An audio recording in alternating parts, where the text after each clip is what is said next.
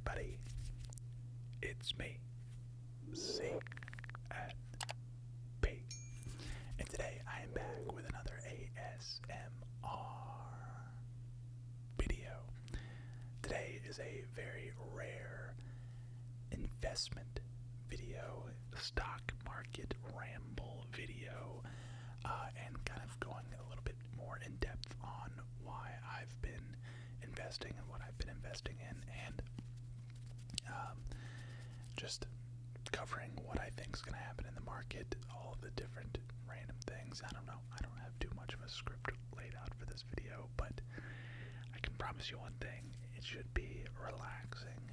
If you're new to the channel, hit that subscribe button. I'm going to try and keep this intro as brief as possible so we can get right into what I've been doing, but I do appreciate each and every single one of you that are watching, each and every single one of you that are supporting, interacting with the videos.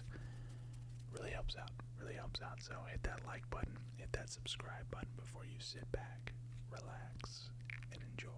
Before we get into my portfolio and everything that it consists of, I want to go ahead and give a quick disclaimer, two disclaimers actually. One, I am not a financial advisor. I'm not a professional. This is all what I've done personally. That doesn't mean that you should do it too. Secondly, this money is stowed away. This money is not money that I would like to dip into. I don't have access to this money. This money is not really liquid, meaning I can't just use it to buy, everyday things without first selling the assets. So I don't want you guys to see this portfolio and think, oh my God, he is filthy stinking rich. That's not the case. I'm actually very cash poor, and I do that with good reason, because I don't want to spend my money on nonsense. So all that being said, let's take a look at my portfolio. So I actually use Google Finance to just kind of look at all of my investments, mainly because I have a crypto account which has next to nothing in it. I say next to nothing. It has $3,300. Well, actually, this hasn't even been updated. Anyways, we're not looking at that today. We are not looking at that today. I want to look at my TD Ameritrade account, which is just what I've labeled this group of, investments. We have 30 investments now. Wow, that's actually a really good number. That's a clean number.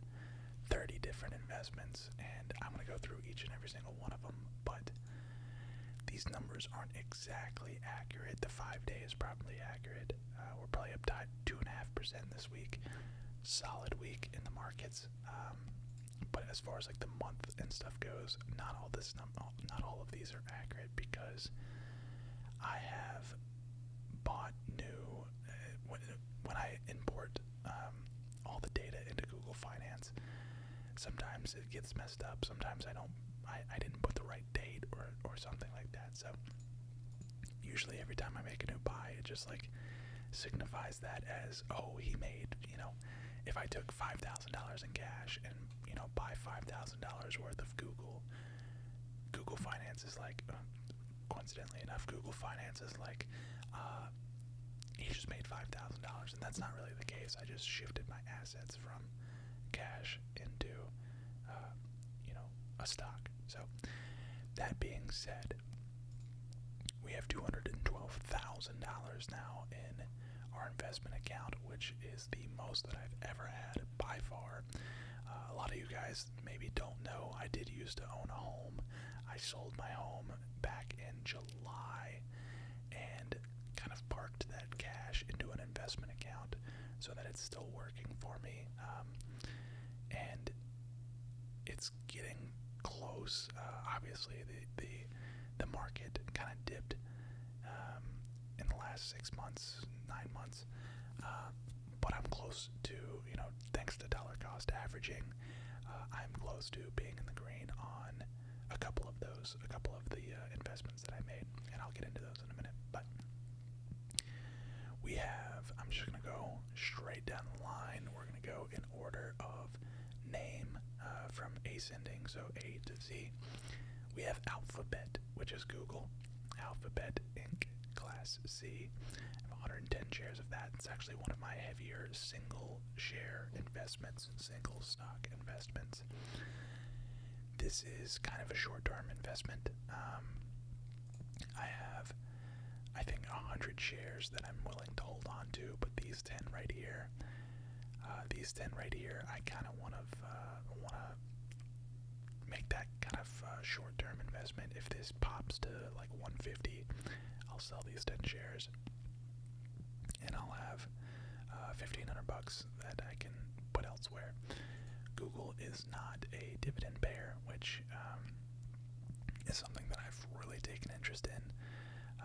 As you'll see with the rest of the portfolio, most of the stocks that I invest in pay a dividend, and I'm going to show you the power of that later on in this video. But next up we have ALPS O Shares US Quality Dividend ETF, which is OUSA. O in OUSA stands for O'Leary, I believe.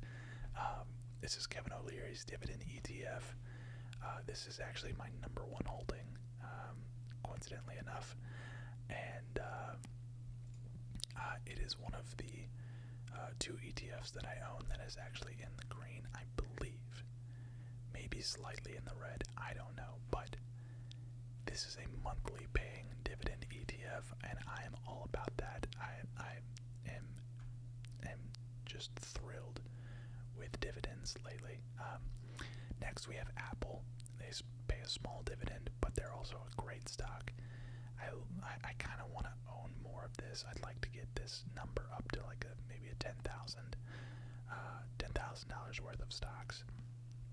A little bit more equity into Apple, but Apple is, you guys know Apple is a stellar company. Next we have Caterpillar Incorporated. Caterpillar is a construction company, or not construction company, more of a equipment company. So like, forklifts, tractors, stuff like that. This is probably one of the best investments that I made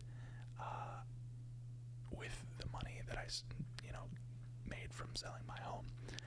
We bought back in July, and I'm up 37% on Caterpillar, and on top of that, they pay a dividend, pretty nice, hefty dividend as well.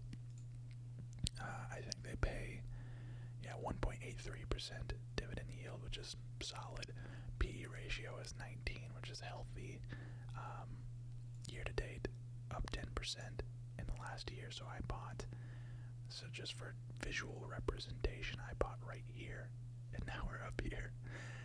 Not bad at all. Almost up $100 per share. I wish I had loaded the boat, but that's always hindsight 2020. It's not letting me go back. Alt left arrow. Okay. Anyways, what else we got? We have Chevron, which is down 4.2% today, but it's also another one that I've done pretty well on. I bought it back in July as well, or August, and it's been up 17%, 16%, so not bad there. This right here is the definition of holding a bag down tremendous. This is probably the worst investment I've ever made. Wish is an online, basically an Amazon, but it's like a dollar store Amazon. I should have never gotten involved with this, but I did anyways. And I'm just kind of holding on for, maybe it turns into one of the meme stocks back when the bull market comes back. We are in a recession still. We might be on the verge of coming out of the recession, but I'm kind of holding on to the. I would rather just hold on to these 1900 stocks in the event that it goes to, man, $5 a share. If it can just get back to my purchase price, or my average cost, which I believe should be around like $4. I'll be very happy with that. I'd be very happy with that. Next we have Dark Bulls. This is like literally a penny stock. I've made a ton of money off of this stock. I bought this stock when it was like 0.0000. I think it was like 4 or 5 zeros. I can't remember. 0.00004 cents per share, and sold it at 14. So I made like some astronomical percent gain on Dark Pulse Inc. They're a infrastructure play for me. I won't go too deep into that. Fastly is edge cloud computing, another one that I've gotten hammered on, but still kind of holding because I would rather hold it than sell it and have it skyrocket, because that's what usually happens. Fluent Incorporated. If I was to sell something or a couple things at a loss, it would be Fluent and Wish. Those two I wish I did not own. I've thought about transferring those over into Tesla, which is kind of pumping right now. I'm kind of kicking myself for not doing that, but yeah, it's one of those bag holder stocks right there, Fluent. I like the play. They're in the ad space business, like the online ads, kind of like a Roku or a Trade Desk or a Magnite. We have Goldman Sachs, which I've actually made a pretty decent bid on. Very solid investment here. Also, Goldman Sachs pays a fat dividend, which I'm all about. QQQ is down 5% from my initial investment, but up 7% from my dip buy that I did, which is good. Actually, it looks like I had an investment before, and then I bought the dip, and then I bought the dip again a little bit smaller. I was kind of running out of cash. Johnson & Johnson, very solid. Dividend from Johnson & Johnson as well. I kind of want more in Johnson & Johnson. JP Morgan, they are a banking company. JP Morgan, Chase and Co. They are multinational financial services company headquartered in New York City. I guess it's not banking, it's a financial company. Magnite, gosh, I cannot wait for Magnite to go back to high teens, 20s, 30s. This stock used to be worth, before the big crash, was worth like $50, $60 a share. So when this thing gets back to its glory days, oh man, we are going to be rolling. I cannot wait for that. Meta Platforms is Facebook. They don't pay a dividend. I kind of want more Meta, but kind of holding on to, or just waiting, kind of sitting back and waiting. Microsoft, I 100% want more of. Less than $5,000 in equity. They pay a dividend. Plus, guys, Microsoft, I am a big believer, a big supporter of Microsoft. The computers, gaming, everything that they do, and they have also their own cloud service now called Azure or something. They're doing a lot of great things. And plus, Bill Gates, I think, just invested $8 billion back into the company or something like that. I don't know. Pepsi, beverage company. Roku, again, ad tech play. SCHD, Schwab U.S. Dividend Equity ETF. Now, this is the newest purchase of mine, and I'm down 0.11% or $5. But man, this is a very high dividend yield ETF, and I want more. I want more of this company, or I want more of this ETF. A lot of people regard this this as like one of the best ETFs for dividend paying or dividend investing. I believe they take like the top 100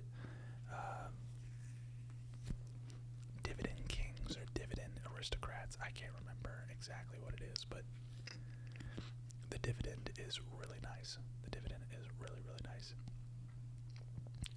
Snowflake, I believe, is another edge cloud computing, data as a service, or they kind of, cloud-based data storage and analytics service. Yep. I'm down kind of heavily here, but I'm just holding.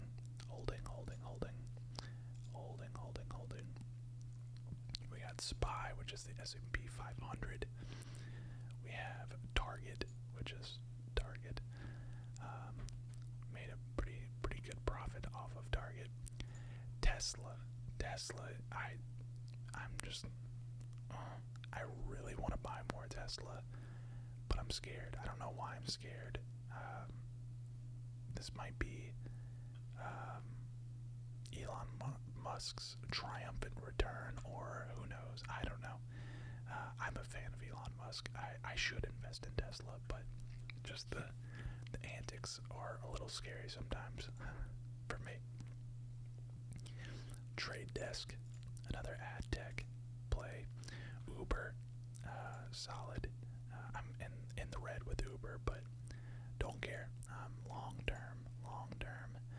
VOO, VYM, and VTI are all Vanguard ETFs.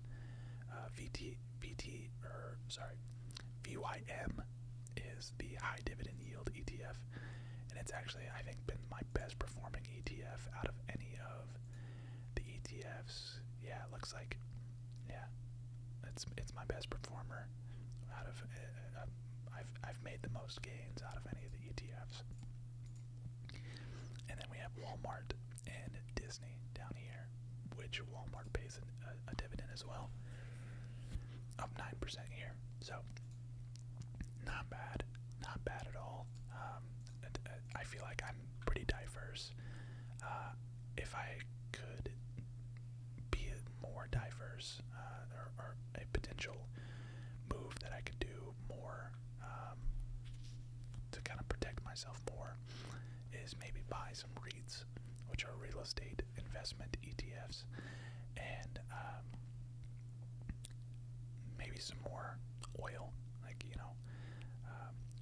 I only have Chevron. That's my only like natural resource play, or like oil play, energy play, and then I also don't have anything in healthcare. But the beautiful thing about the way that I invest is all of these ETFs, OUSA, QQQ, I don't think QQQ, but SCHD, VOO, VYM, VTI, they invest in a wide array of companies for you and throw it all into one investment. So you really, when it says that I have 106 shares of VTI, that's really like one share of the 100 different stocks that are held by VTI. It doesn't make sense, but it makes sense. I'm probably doing a very bad job explaining. It spreads your money around multiple companies, which then protects you more. If one company does terrible, the ETF may be down, I don't know, 0.5%, or if a handful of the companies do terrible, then the stock price might be down 0.5%, or if a handful of them do really good, then it might be up 0.5%, and vice versa, so you never know. It's just a way to diversify your investments. So, like I said, the one that I'm going to be buying more of, not SPY, wrong. I mean, I would like to buy more SPY, but SCHD, I'd like to get at least double, if not triple, my position here, and I will show you why in 1 second. So for those of you that watched my last portfolio update video, you organized this spreadsheet. I've been keeping up with this spreadsheet throughout the last couple months and updating it and kind of keeping track of how much I've been making in dividends. And for those of you, again, that don't know what a dividend is, I Googled it, put the definition down here. According to Google, a dividend is a sum of money paid regularly, typically quarterly, by a company to its shareholders out of its profits. So basically this company will make $50 billion. They set a percentage of that money as a dividend, meaning if they have a 1% dividend, then what's 1% of 50 billion? 1% of 50 billion would be 500 million. They split the 500 million with the amount of outstanding shares, and thus you might get 20 cents per share, 20 cents of a dividend per the amount of shares that you own. So it's basically the company's way of giving back to you directly and keeping you invested in their stock. And with this method of investing, for me, it's given me so much peace of mind. I don't panic at all when I see my portfolio is red, because in the back of my mind, I know that I'm still going to get paid my dividends. It doesn't matter what the stock price does. It could go up 5%. It could go down 5%. That is not really my concern. My concern is, am I going to get my monthly dividend? And 99 times out of 100, I'm going to get that, or sorry, not monthly, but quarterly dividend. So on top of that, I reinvest my dividends. If I wanted to, I could turn off the reinvestment and I could pocket the dividends, but for me, I don't need those dividends right now. I'd rather reinvest them, and thus making the next dividend payment even more. And what this is actually called is the dividend snowball. Basically, you buy 100 shares of a stock. They're going to pay, we'll say, 100 shares of a stock worth $100, and each, we'll say the dividend is $1 per share. So you have 100 shares that pay you $1 per share, and it's a $100 stock. Every quarter, you're going to get paid $100, and that's going to get reinvested back into the company at $100 per share, which means now you have 101 shares, meaning next quarter, when you get paid your $1 quarterly dividend, you're going to get paid $101, and that's going to get reinvested back into the dividend, or back into the stock. And then next quarter, you'll get paid $102, and thus a snowball effect occurs. Actually, you'd get paid $102 and a couple of cents because of a fractional share. So basically, over time, this is how people end up being financially free, because they can just live off of their dividends. And that's kind of the goal. Kind of the goal with somebody like me who is full-time here on YouTube, full-time on content creation, kind of scrapping by as it is right now. It's when views get low, it can get a little worrisome, and it's nice to have this that I can fall back on. So I'm going to kind of just show you exactly what I'm talking about here. So this is my current dividend paying stock portfolio. Monthly payments, I have a breakdown of the ticker, how much I own of that company's dividend yield. Most of them pay a quarterly dividend, which is in this column right here. Some of them pay a monthly dividend. If they pay a monthly dividend, like OUSA, they pay basically a 6 cent dividend every month. I put it here, and and then I multiplied it by 3 to give me the 18 cents. Most of them, though, are quarterly dividends, so I put the data in here, and then I did a simple function and divided it by 3, and that gives you the monthly dividend for each of these stocks. So Apple, I currently have 50 shares, 50.137, which pay me 23 cents per share, which, if you take 23 times 50.137, you get a quarterly payment of $11.53. So I'm getting $11.53 just for simply holding Apple, which Apple isn't really known for its dividend payments. It's got a dividend yield of 0.62. That's a pretty low dividend yield, but it's still something. It's still something on top of the massive growth potential that Apple has.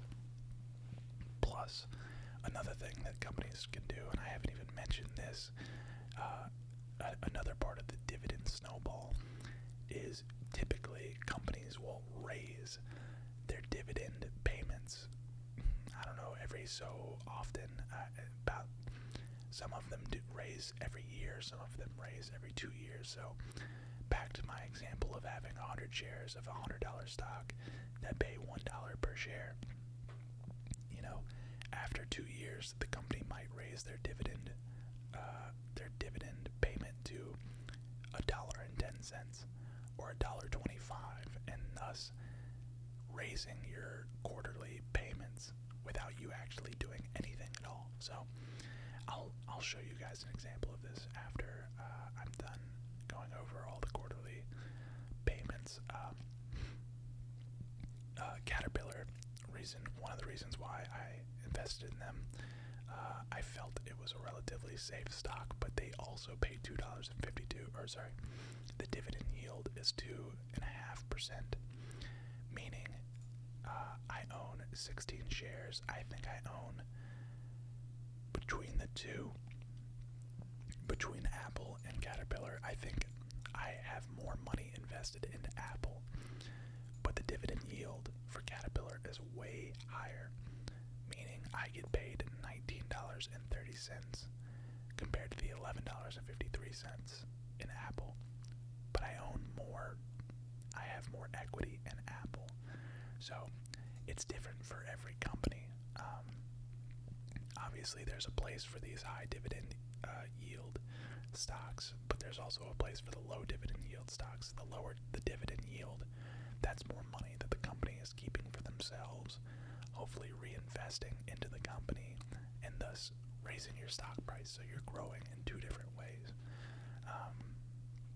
There's many strategies when it comes to, running a business, and I feel like Apple is maybe has a solid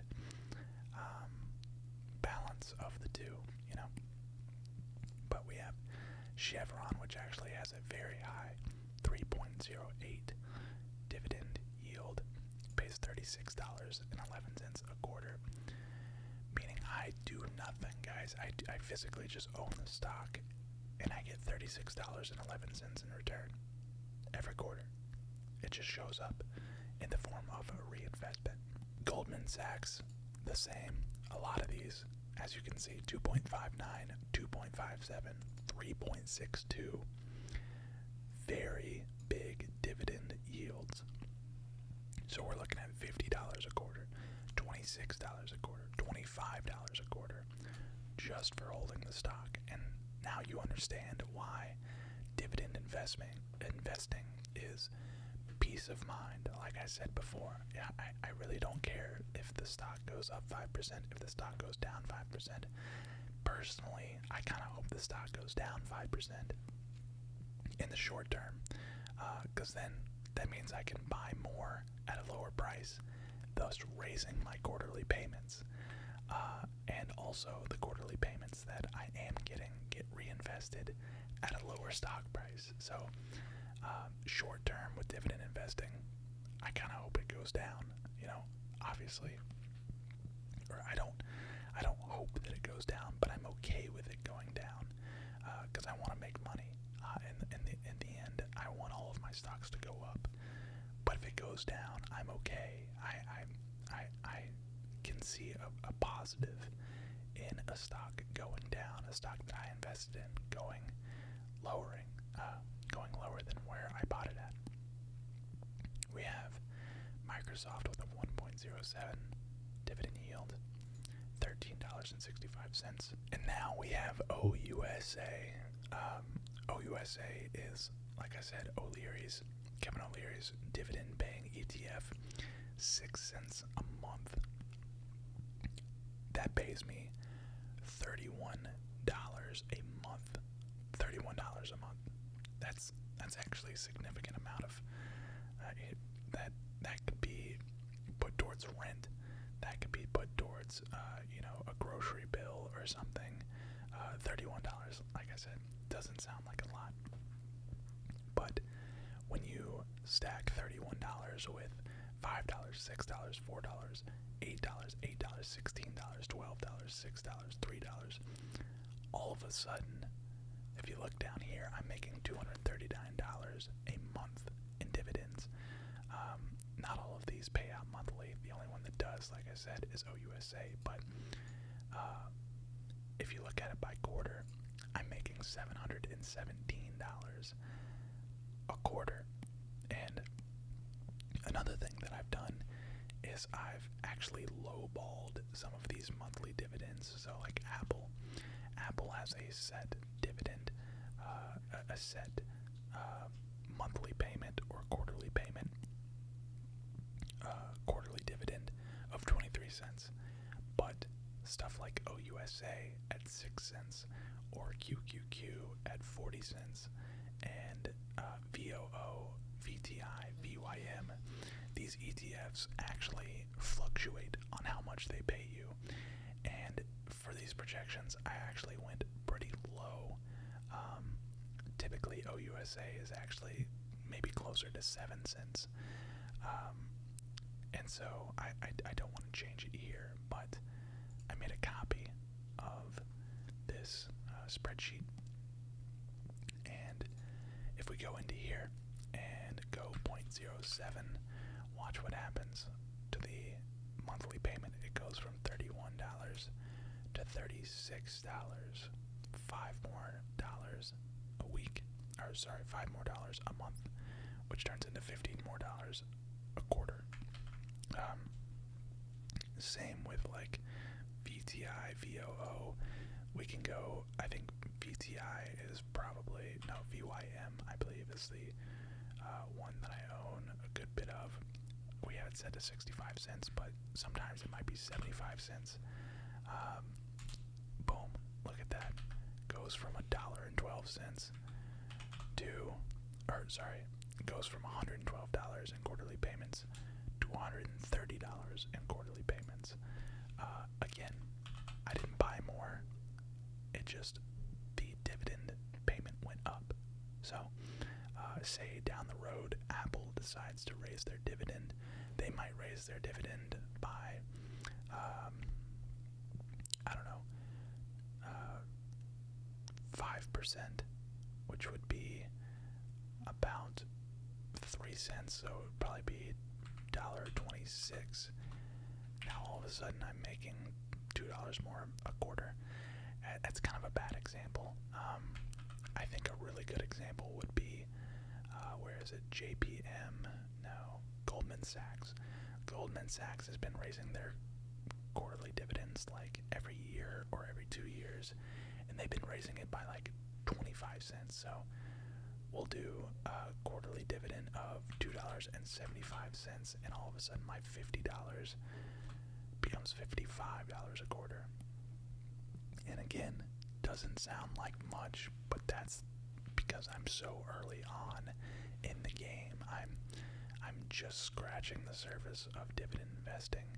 I'm merely a pawn amongst these investors, and there are some people making major money.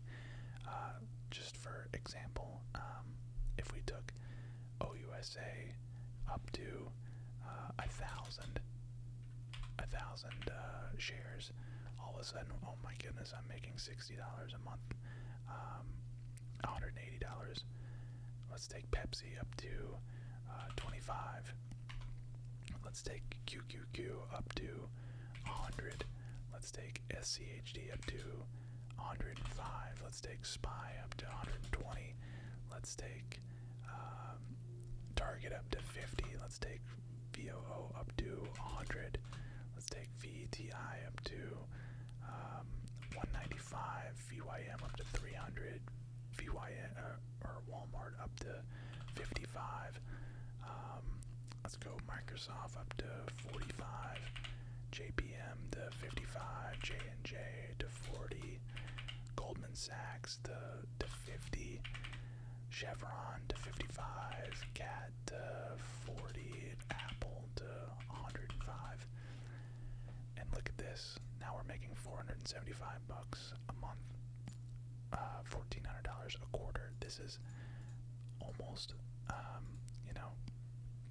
back when I was living by myself, in my townhouse, I had a mortgage payment of, I think it was like $1,200 was my mortgage payment. Granted, I had a really low interest rate at the time, but that takes care of a mortgage payment every quarter. And what you're not seeing is how much money it actually takes to invest this much. Like that, this would be like $400,000 invested. But you get there over time. It's all about time in the market, and you never know what could happen. I could have, Tesla could go to $1,000 again. I could sell that Tesla stock and put it into a dividend-paying ETF or a dividend-paying stock, and boom, all of a sudden I'm getting paid monthly again and quarterly and so on. But SCHD is the number one target for me right now. I would really like to get, let's see, 67 shares was around $5,000. So if we can go like 200 shares of SCHD would pay $120 a month, or a quarter, sorry, $40 a month. That would be very solid. I would be very pleased with that. That's more than what OUSA would pay a month.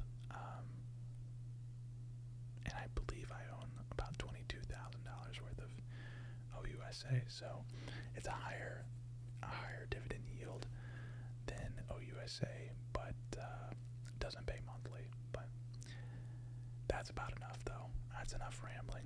If you were bored through this, I would totally understand. If you were fascinated by this, though, I hope a lot of you guys are fascinated by this. If I could give you all a bit of advice, maybe you're young watching this, the faster you can get invested, the faster you can get to this point, like the point that I'm at. And then if you're at the point that I'm at, I'm 28 years old. If you can get to the point where I'm at when you're 21, 22, 23, before earlier than 25, then that means you're way ahead of the game than I am. And investing long term is the way to do it. Do not. If I had to give any advice, as Apollo's snoring, day trading, don't think too much about the short term. Day trading does work for people, but it's very risky. It's very you can lose a lot. It takes a special type of person to day trade. What I do is easy. You just put it in the market and then you forget about it, and it makes you money every month, every quarter. I'm gonna leave you guys with that because Apollo is snoring. So I will see you all in the next one. Peace, peace, peace.